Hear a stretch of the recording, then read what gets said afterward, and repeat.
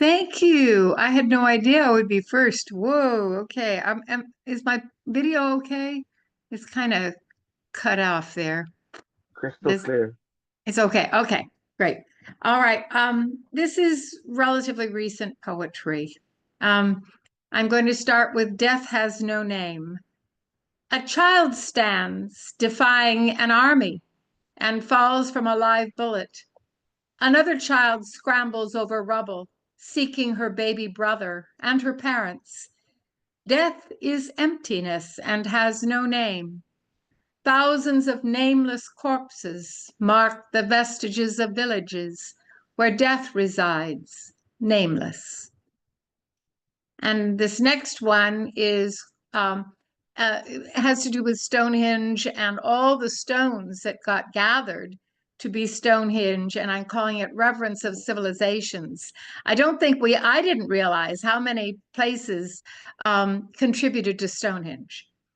The altar of Stonehenge on Salisbury Plain bears tons of boulders from surrounding countries, some hundreds of miles away, brought to worship the sun thousands of years ago during Neolithic times, bearing testimony to peoples united in their worship, united in their communities, united to honor our sun with gifts from the earth, brought on exhausting journeys by land or sea to remind us of reverence for the land, for the sun, for each other, united together in reverence of earth and sun.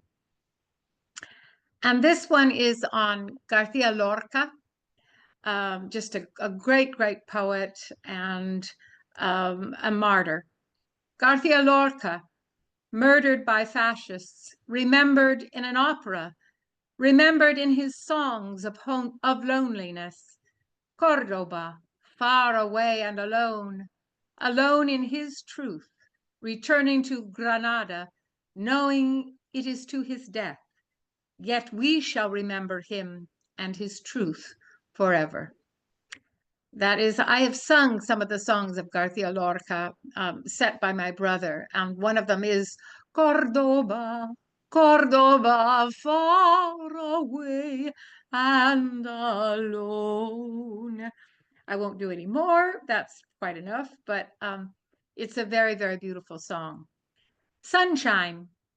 Sunshine illuminates the world while she mourns the wounds inflicted by her own children, the lives of human beings inflicting death on their own species, polluting and destroying their own gardens, while the earth weeps and yet accepts the sunshine.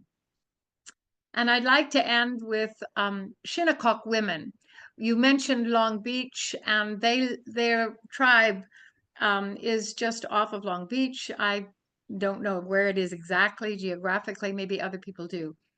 Shinnecock women standing knee-deep in the bay off of Long Island. Shinnecock women lift heavy lines of kelp above soft waves, celebrating centuries of kelp harvests, indigenous heritage of kelp farming, interrupted at times by invaders, interrupted by loss of land and hope, leading to invasions of algae, yet returning to over and over again, return to over and over again as the responsibility and destiny of the Shinnecock tribe to nurture the kelp for generations, giving kelp the oysters and clams and giant clams, giving kelp the oysters and giant clams to ward off algae and pollutants, assuring them the clean waters needed for healthy kelp in a community that has learned laws of survival, like laws of love, to protect each other and the life that nourishes them, to protect one community at a time, to protect one kelp bed, one kelp farm, so all may be nourished, so the richness of nature may survive, to sustain itself and all its tribes. Thank you.